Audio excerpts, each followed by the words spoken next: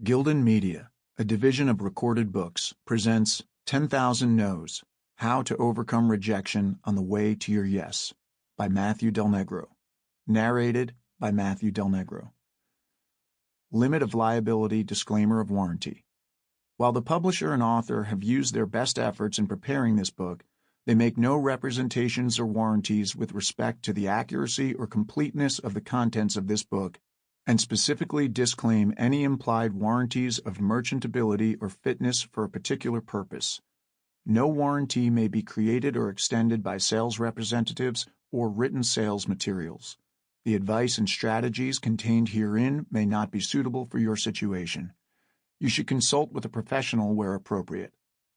Neither the publisher nor author shall be liable for any loss of profit or any other commercial damages, including but not limited to special, incidental, consequential, or other damages.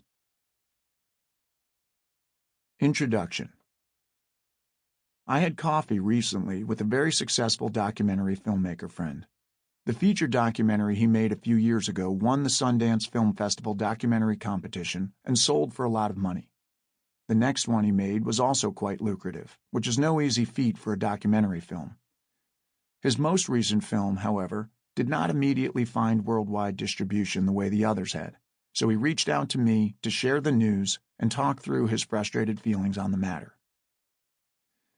When I realized the intent of his coffee meeting request, I said, "Wow, I guess I really am a rejection expert, huh?" He laughed before explaining that he hadn't called me because of my own punishing track record.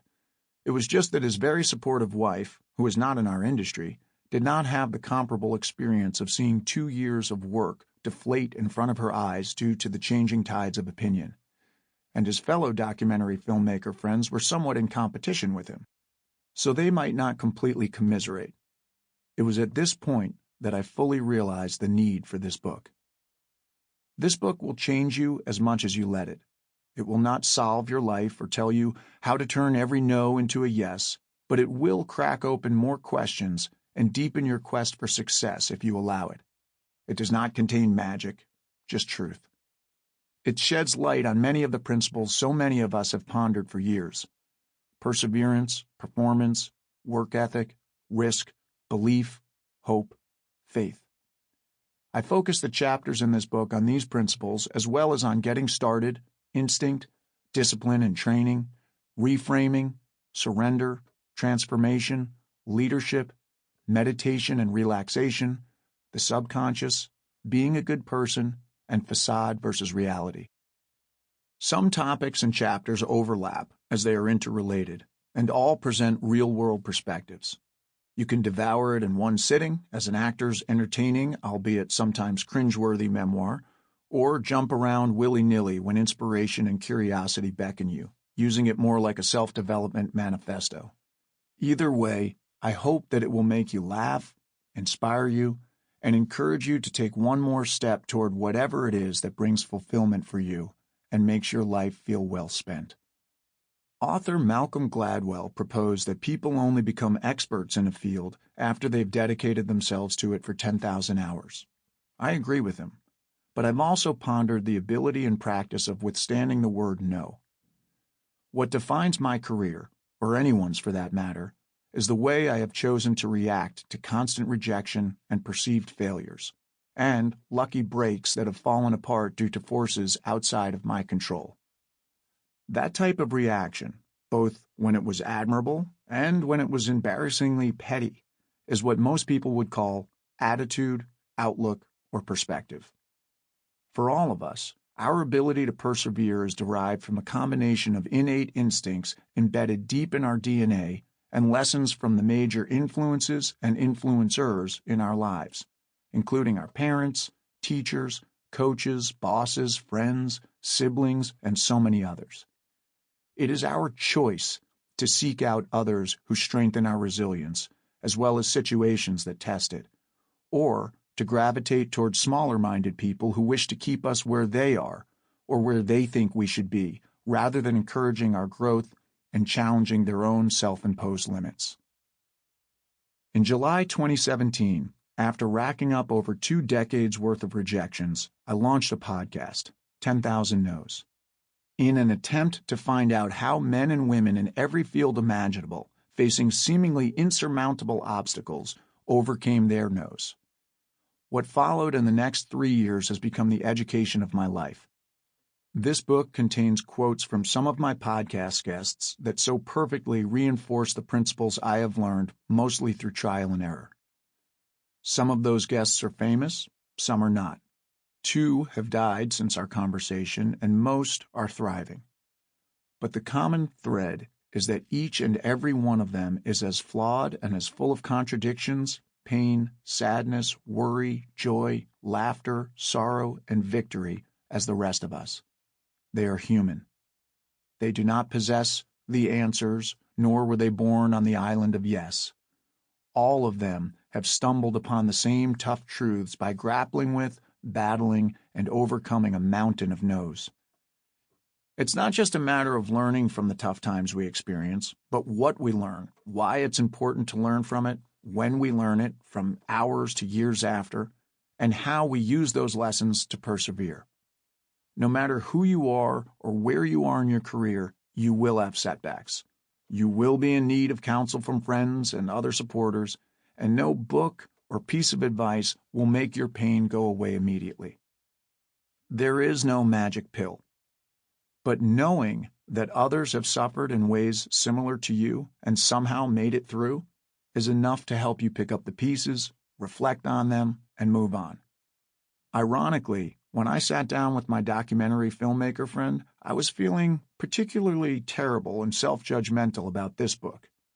That was when he told me about the 5 stages of creativity, which somehow I had never heard before. Stage 1. I'm really excited about this. Stage 2. This isn't as good as I thought it was. Stage 3. This is terrible. Stage 4. This is actually better than I realized. Stage 5. I'm really excited about this. If everything were easy all the time, you would not value the ease. If yes were the answer to your every wish and demand, every victory and windfall would be meaningless. You think you want comfort, but what you really need is progress.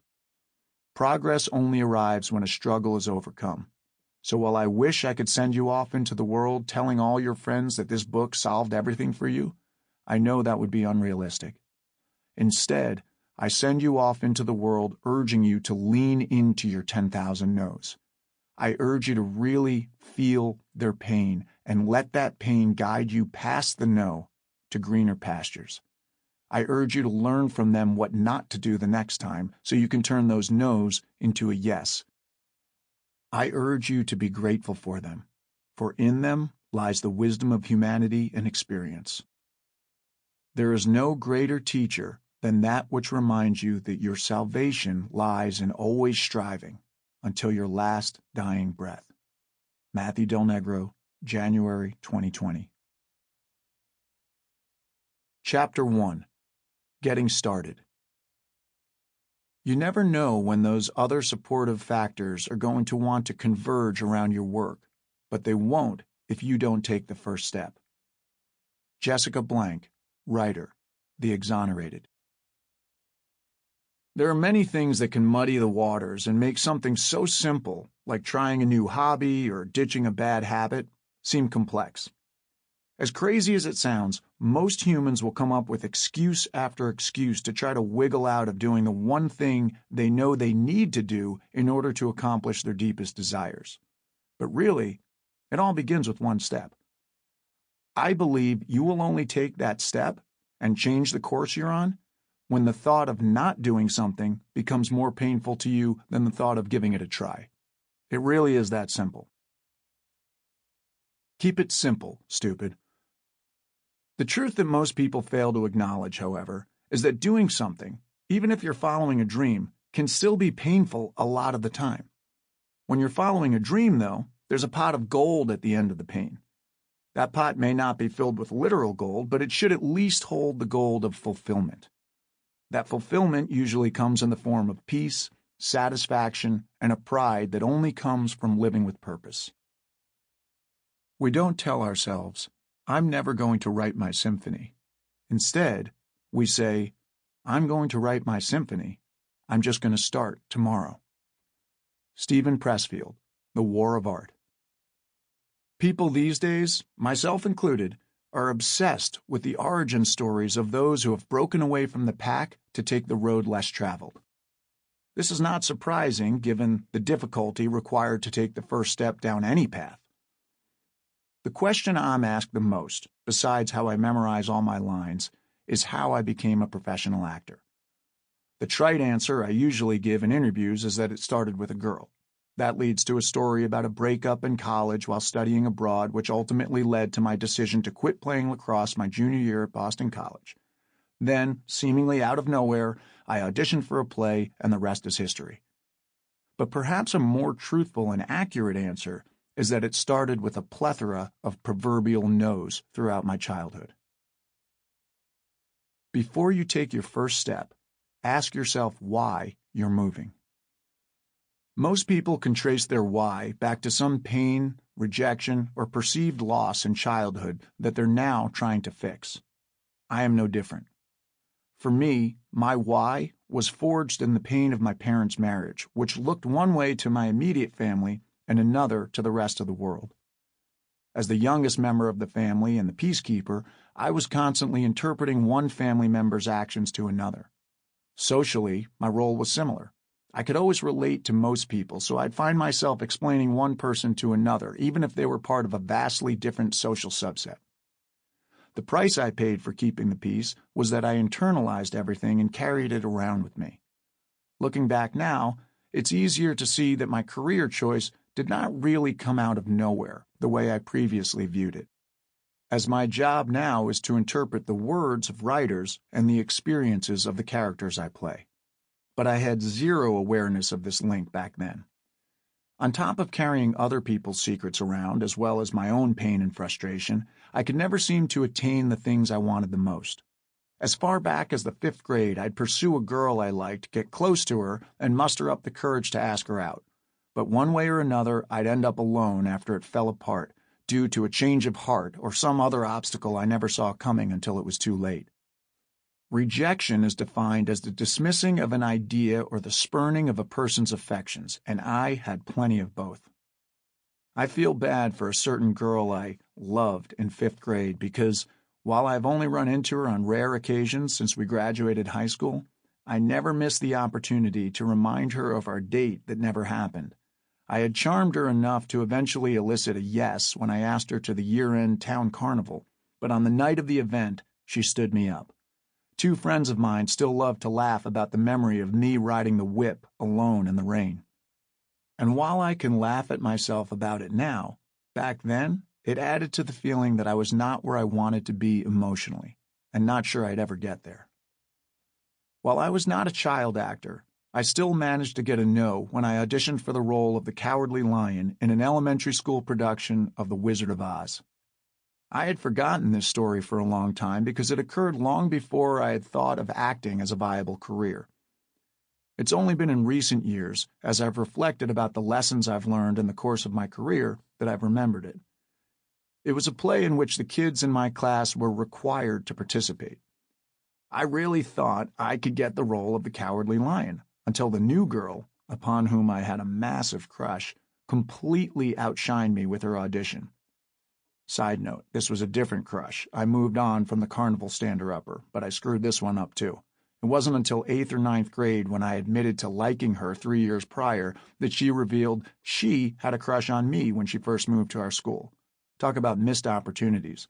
More on self-dispensed no's later. In the present day, I motivate myself by the thought that there is always someone out there more talented than me ready to take my roles. Perhaps it started back then, with my grade school crush. She could sing and dance, and she had what people might call it. My talent, on the other hand, was rewarded with the consolation prize of playing Uncle Henry. I still remember my sole line, telling Auntie Em I had to fix the incubator. It was an illustrious beginning to my career, I assure you. This no was thrown onto the ever-increasing pile of rejections, but I didn't think much of it, at least consciously, because I didn't care about acting back then. Sports, on the other hand, felt like my life when I was growing up. Unfortunately, my desire to be good at them was not matched by my talent. I'd work my butt off obsessively only to remain skinny, weak, and slow. The fact that I made it as far as I did in athletics is a sheer reflection of a burning desire in me to be accepted and valued. On my own, despite the many things I had going for me and the many great friends and family members who surrounded me, I largely felt like I was not enough. No matter which no I credit as the origin of my career, it was somehow forged in the pain of rejection and the desire to overcome it. Obviously, all of those childhood no's didn't kill me, and neither did the no from my emotionally harrowing experience in Italy over the summer of 1992. Perhaps the expression, "that which does not kill you will make you stronger," is popular because it reflects a truth. The breakup in Italy is what forced me to dig deeper and find something more fully satisfying than being a member of my college lacrosse team. Confusing feelings had been percolating inside me prior to my trip to Italy, inducing a full-blown panic attack long before I had ever heard that term. But, like many people, rather than examine the origins of my unrest, I chose to ignore my anxiety because I was too scared to take the first step. On the surface, things were looking good for me by the spring of my sophomore year in Chestnut Hill. I had a beautiful girlfriend, a spot on the varsity team, grades that kept me on the dean's list, and a lot of friends. But beneath the surface lurked a different story. Despite the fact that I thought I was in love for the first time, the panic attacks were brought on by the fact that I had been questioning the relationship subconsciously. I was just too scared to do anything to jeopardize it because I thought it was everything I wanted. There was a chasm deep within me that I had been avoiding, and it created a gap between my inner self and the facade I presented to the world. That facade began to crumble in Italy when my girlfriend had the courage to do what I had feared by breaking off our relationship. The truth inside me rose up, grabbed me by the throat, and got my attention. Uncharacteristically, I skipped out of all the classes I was supposed to be taking and, instead, found a patch of grass in front of a small church in Perugia, where I dumped all of my jagged thoughts into the journal my sister had given me prior to my trip. It was as though there was an angry artist inside of me, no longer allowing me to put a muzzle on him, writing it. He told me that I couldn't continue to go down the path upon which I was traveling. It was an exhilarating yet frightening experience. That journal contains the first traces of my desire to act and write. I look back on this period as fortunate now, but it is no exaggeration to say that, at the time, I feared I was going to die in Italy with no friends or family around to witness it.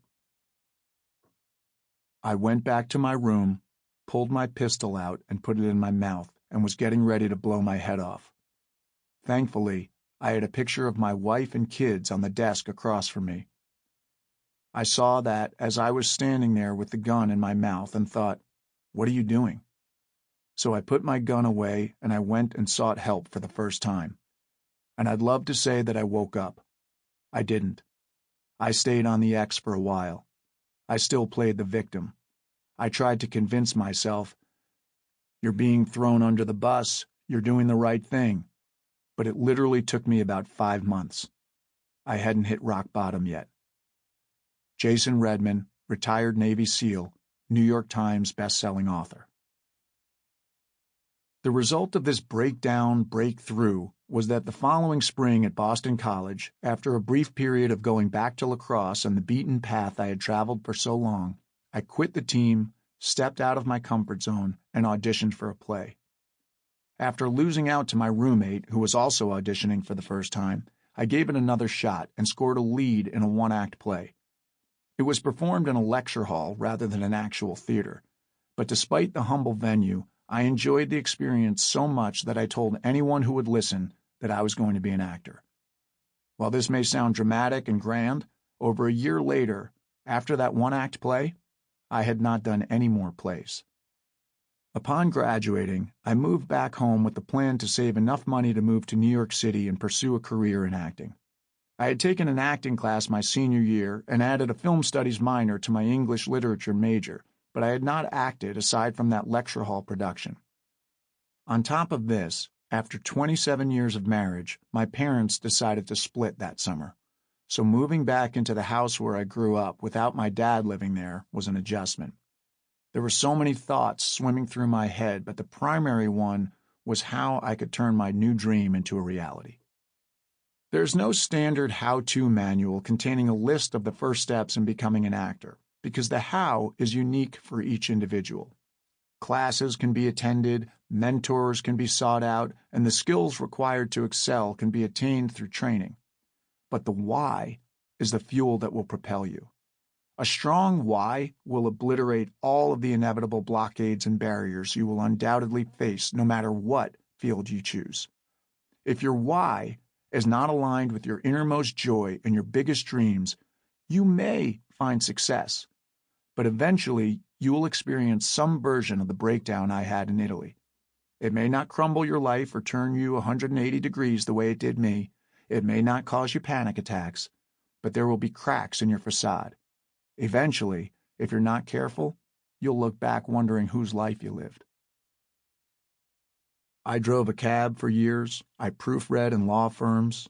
I worked in a factory when I kind of dropped it all out and went to Colorado. I cleaned Greyhound buses on 11th Avenue from 11 at night till 7 in the morning in summers while I went to school. No, I didn't start making a living for real until my son was born. Richard Schiff, actor, Emmy Award winner, The West Wing. That experience in Italy, when everything bubbled out of me, made me certain that I wanted to pursue something that required all of my faculties. I wanted to somehow relieve the knot of emotions and unfulfilled desires tangled in my gut. Thus, my why was a desire to express myself psychologically, spiritually, physically, and mentally, and the way I guessed I could do that was through acting. But just because I'd found my why did not mean I knew exactly how to start. Everybody needs some Billy sometimes. The challenge for me to begin my pursuit as an actor was that I had almost no experience. Everyone needs to start somewhere, and I was no different. The pain of not acting, for me, outweighed the fear of falling on my face in front of others. I wanted to start as soon as possible, so I scanned a local paper and found a casting notice. A community theater a few towns over from where I grew up was doing the musical The Mystery of Edwin Drood. The audition required each hopeful actor to sing 16 bars of music accompanied by a pianist. I called the phone number and admitted that I did not have 16 bars of music to sing. I explained that I could play a little piano and even less guitar, and I could carry a tune. When I asked if it would be okay if I just sang some Billy Joel, there was a long pause. After what felt like an eternity, I heard, "Sure, just bring the sheet music." The following week, I drove over to the theater after a full day of my summer job laying patios with a mason. I'd had time to shower and change, but my choice of wardrobe was hardly appropriate for a musical set in the 1860s. I entered the theater in jeans, a white t-shirt, and a pair of beaten-up, low-cut Converse Chuck Taylors. To say I stuck out like a sore thumb would be an understatement. I looked like I was headed to a frat party, while the rest of the hopeful actors wore some semblance of period garb similar to the setting of the musical. The way the audition was set up, which I have never experienced since, was that every person who went up on stage to sing did so in front of everyone else waiting to go. Once you were done, you were free to leave. Suddenly, I wished that I had showed up late so there would be no one else to watch this potential debacle, but I hid my insecurity and sat seemingly confidently in the back of the theater waiting for my turn. Heart pounding under my increasingly sweaty t-shirt, I began to coach myself, running through a list of things I'd accomplished up until this point in my life in a desperate attempt to quell my nerves and convince myself this was nothing I couldn't handle. I began to find my confidence. This lasted until the first girl got up on stage. She was beautiful and blonde, a few years younger than me, but she appeared older because of her formal period wardrobe and the way she carried herself. She handed her sheet music to the pianist as though she'd done this 1,000,000 times before. The pianist began to play. When this young woman began to belt out her tune, all my insecurities came rushing back. She was amazing. I sat questioning my decision to volunteer for this torture and wondered why I thought I deserved to be here. Somehow, by the time her 16 bars came to an end, I had convinced myself that she was just a fluke. I told myself the rest of the auditionees would be normal, like me. This theory crashed to the ground when the next person was called to the stage. This young man, dressed appropriately in a suit, was also classically trained. He had the kind of voice you hear on Broadway. And as his song hit its climax, I realized they might all be like this. That realization proved to be true when the next 3 or 4 actors, even those who were considerably younger than me, blew the doors off the place. I was looking around for the exit and thinking about sneaking out when my name was called. Oh boy, I thought, here comes the moment of truth. I walked up to the front of the theater, feeling all eyes on me. Hopping onto the stage as casually as I could, I thought if I wasn't the most classically trained, I was at least going to appear the most confident. Fake it till you make it, son. When I hit the stage, something shifted inside me. I remembered why I was there. I might not be classically trained, but I loved to perform. I remembered my plan to stick out by embracing the fact that I was different. I walked to the center and planted my feet. The pianist asked for my sheet music, and I stared back. Mustering all the confidence and courage I could, I told him I'd be singing a cappella. The sheer audacity of it, knowing I was outclassed but forging ahead anyway, was like a rush of adrenaline. After taking a deep breath and exhaling, I began snapping my fingers and tapping my foot. I fell back on what I knew. Billy Joel. While I didn't have much real stage experience, I did spend many a day and night in junior high and high school, sometimes with friends, sometimes alone, playing piano and singing. Somewhere inside me was a performer dying to get out, and all he needed was for me to take this first step and give him the opportunity. I was alive. Whereas just minutes before, the attention had nearly crumbled me, as I sang now, I felt everyone's eyes on me, and I liked it. I was where I was supposed to be. And even though the odds that they'd think I was right for this play were slim to none, I didn't care. I had taken the leap, and I'd be right for something someday. In a beautiful twist of fate, my courage was rewarded and I was offered a role. And not a small role either. I was the chairman. The Mystery of Edwin Drood is a play within a play, so prior to the curtain going up, they needed someone to improvise with the audience members as they entered the theater, in a British accent no less. Breaking the fourth wall of the theater and speaking directly to the audience throughout the play, the chairman was to introduce the play, narrate it, and jump into the action as Mayor Sapsy for several songs and scenes. He was one of the leads, and I had the time of my life. At the end of the run, the director pulled me aside and told me she had worried about finding the right person to play the chairman because it required different skills than any of the other roles. When I had hopped on stage in jeans and a t-shirt and started snapping my fingers, she knew immediately that I was her guy. My differences, the very thing I feared would embarrass me, were the reason I got the gig. But I never would have learned that if I hadn't taken the first step to get started. Too many people I speak with get in their own way because they're judging themselves as if they're at the finish line even though the starting gun has barely sounded. Rome wasn't built in a day, and neither was any good business, physique, or skyscraper. Things take time to grow, and usually that timetable is a lot slower than you hope for it to be. Self-judgment and crippling self-criticism are not the path to your goal. There are many paths to success depending on who you are and what you want to do. Those paths are as varied and different as the number of people in the world, but they share one thing in common. Each one begins with the first step. Top 3 takeaways. 1. Before starting something new, remind yourself that failure is built into the game. 2. You don't need to know how to do something. Often, the things that people think make them qualified for a job or a calling are not really the deciding factor anyway. The most important factor is why you are chasing this goal in the first place. 3. If you say no to yourself, you never give them the chance to say yes. They usually don't know what they need anyway until they see it. Chapter 2. Work. Sample complete. Ready to continue?